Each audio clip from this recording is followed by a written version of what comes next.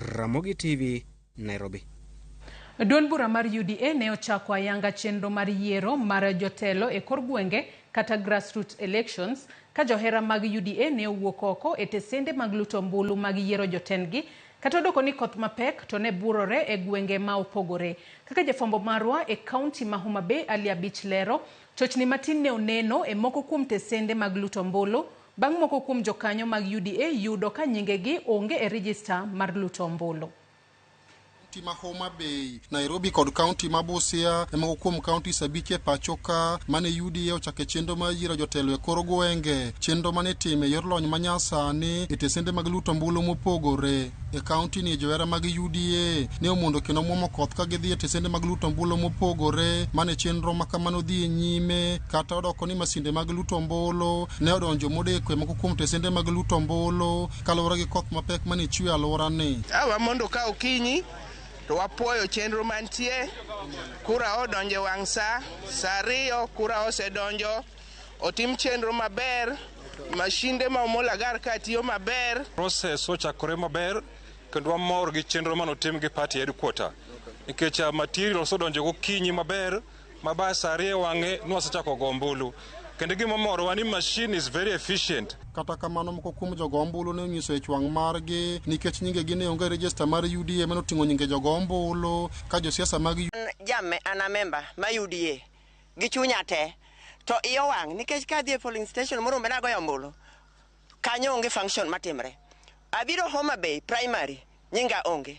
At the same time achaka ringa dhi kanye Lake primary nyinga onge. Kora wuotho left right center right kama nyinga nitie mondo aluto ombulu okayudo. I'm so much disappointed. Ng'ikruok mane wayudo matin en ni nitiere jomoko mane osebedo jokanyo no mag chama to kodhi to yudo ka nyinggi onge.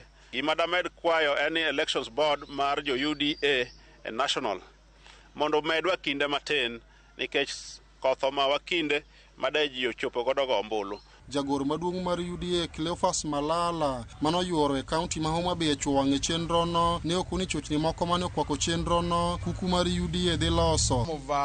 The people who woke up early in the morning did not find themselves in the register, and I want to believe that is just a technicality that the National Elections Board is able to deal with. Yiero makamano be ne udhi nyime kaunti ma Nairobi kata odoko ni chochni moko ne nitie kama moko kuom jochung' kod johera mag duond burano ne orem yudo nyingegi e register mar jogo ombulu. Gavana ma Nairobi Johnson Sakaja gi jaod bura ma Dagoretti South John Kiarie ne orem ma ok ogo ombulu bang' yudo ka nyingegi onge register ma oting'o nyinge jogo ombulu. At least for this station, so far, only 2 out of 10 people are able to vote. So it is quite a big problem of great magnitude, and you can imagine that if out of every 10 only 2 are able to vote, then it is something that in the course of the day we need to see how the party is planning to resolve that. Jakombod mochune tayo chenro mag yiero e duond bura mar UDA Anthony Mwaura mano bedo gi twak gi jofwamb weche log tich mar duond burano ne oyango moko kuom chochni mano kwako chenro makamano e tesende mag luto mbulu ma opogore. We have had several incidences of violence, especially in Kibra and Mathare, where our gadgets were snatched. We have recovered the gadgets, and the security is following up that matter. Ali Abich, Ramogi TV.